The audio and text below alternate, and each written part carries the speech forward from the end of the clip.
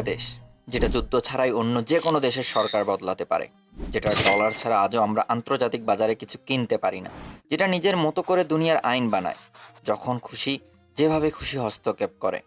আর সে দেশটা হলো the United state of America.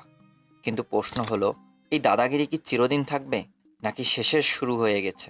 আজকের ভিডিওতে আমরা মূলত এই বিষয়টাই ডিসকাস করার চেষ্টা করব। তো আসুন শুরু করা যাক।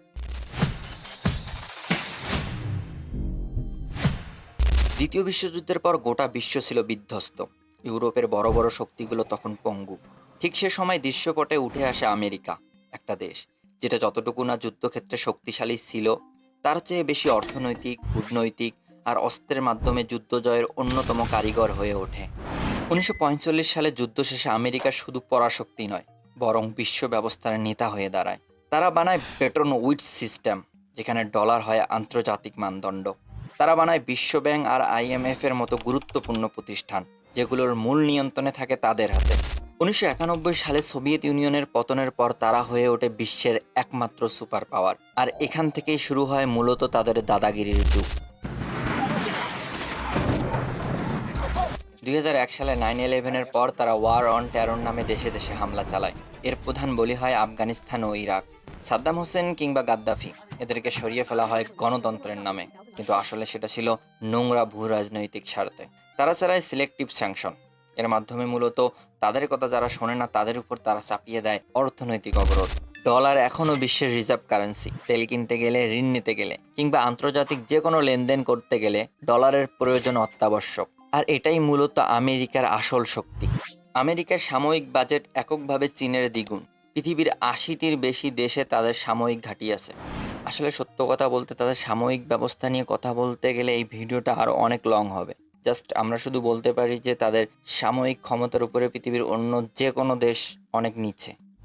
আমরা যেসব সিনেমা দেখি, মিউজিক শুনি, সোশ্যাল মিডিয়া যেসব ট্রেন্ড চলে, সবকিছুর পিছনে কিন্তু পরোক্ষভাবে আমেরিকার হাত আছে। একটা কালচারকে আধিপত্যের রূপ দিতে হলে শুধু ট্রাঙ্ক বা মিসাইল নয়, মন দখল করাটাও জরুরি। আর এই কাজটা আমেরিকার হলিউড কিংবা পপ তারকারা খুব ভালো করেই জানেন কিংবা করছেন।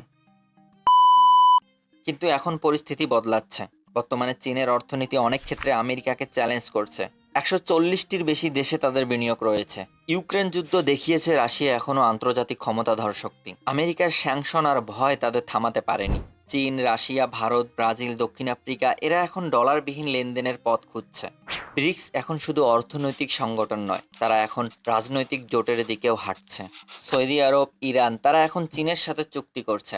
তাছাড়া মধ্যপ্রাচ্যের সকল দেশ এখন আমেরিকার উপর নির্ভরতা কমাচ্ছে।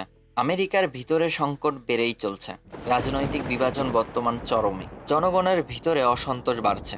কৃষ্ণাঙ্গদের বিরুদ্ধে বর্ণবাদ, বন্দুক সহিংসতা ও বেকারত্বের হার দিন দিন বেড়েই চলছে। বিশ্বজুড়ে ইমেজ ক্ষয়, ইরাক আফগানিস্তানে ব্যর্থতা, ট্রাম্পের সময়কালে বিভ্রান্তি, ইউক্রেন ও ফিলিস্তিন যুদ্ধে তাদের একপাক্ষিক পক্ষপাতিত্ব এখন বিশ্বের দরবারে তাদেরকে প্রশ্নবিদ্ধ করছে। আমেরিকার দাদাগিরি কি একেবারে শেষ হয়ে যাবে, নাকি সময়ের সাথে সাথে শুধুমাত্র কমবে একটু? ইতিহাস আমাদের একটা কথা বলে, কোনো শক্তি চিরকাল থাকে না।